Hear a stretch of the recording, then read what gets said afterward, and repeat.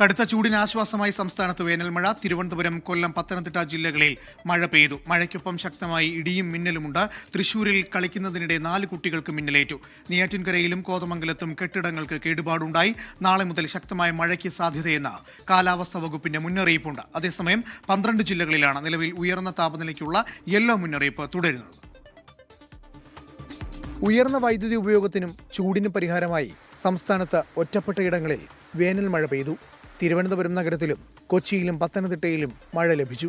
തൃശൂരിൽ ഫുട്ബോൾ കളിക്കുന്നതിനിടെ ഇടിമിന്നലേറ്റ് 4 കുട്ടികൾക്ക് പൊള്ളലേറ്റു. നെയ്യാറ്റിൻകരയിൽ വീടിന് ഇടിമിന്നലേറ്റ് ഗൃഹോപകരണങ്ങൾ നശിച്ചു. കോതമംഗലം സെന്റ് ജോസഫ് കത്തീഡ്രൽ പള്ളിയുടെ മുകൾ ഭാഗത്തെ കോൺക്രീറ്റ് പാളി അടർന്നു വീണു. കോന്നി താലൂക്ക് ആശുപത്രി റോഡിൽ മണ്ണൊലിപ്പുണ്ടായി നിരവധി വാഹനങ്ങൾ അപകടത്തിൽപ്പെട്ടു. കൊല്ലത്ത് മണ്ണൂരിലും പരിസര പ്രദേശങ്ങളിലും ആലിപ്പഴം വീഴ്ചയുണ്ടായി. ആലിപ്പഴം വീണ് കെട്ടിടങ്ങൾക്ക് കേടുപാടുണ്ടായി. വ്യാഴാഴ്ച മുതൽ മെയ് 2 വരെ ഒറ്റപ്പെട്ട ശക്തമായ മഴ പെയ്യുമെന്ന് കാലാവസ്ഥാ വകുപ്പ് അറിയിച്ചു. വേനൽ മഴയുമായി ബന്ധപ്പെട്ട് വിവിധ ജില്ലകളിൽ യെല്ലോ മുന്നറിയിപ്പ് നൽകിയിട്ടുണ്ട്. കർണാടകയ്ക്കും മഹാരാഷ്ട്രയ്ക്കും മുകളിലായി സ്ഥിതി ചെയ്യുന്ന പ്രതിചക്രവാതത്തിന്റെ സ്വാധീനം ചൂട് കുറയ്ക്കും. അൾട്രാവയലറ്റ് സൂചിക കുറയുന്നത് ആശ്വാസമാകുമെന്നാണ് വിലയിരുത്തൽ.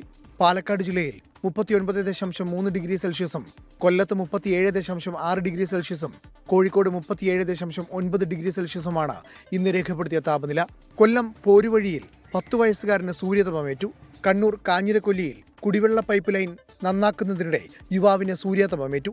പത്തനംതിട്ട കോന്നിയിൽ 64-കാരനും സൂര്യാതപമേറ്റിരുന്നു.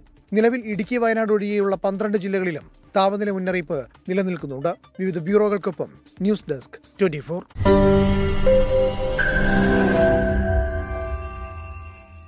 ലോകത്തെവിടെയായാലും ഏത് സമയത്തും 24 വാർത്തകളും ഓഗ്മെന്റഡ് റിയാലിറ്റി പാക്കേജുകളും എക്സ്പ്ലെയിനറുകളും വിശദമായി കാണാൻ ഞങ്ങളുടെ യൂട്യൂബ് ചാനൽ നിങ്ങൾക്ക് സബ്സ്ക്രൈബ് ചെയ്യാം.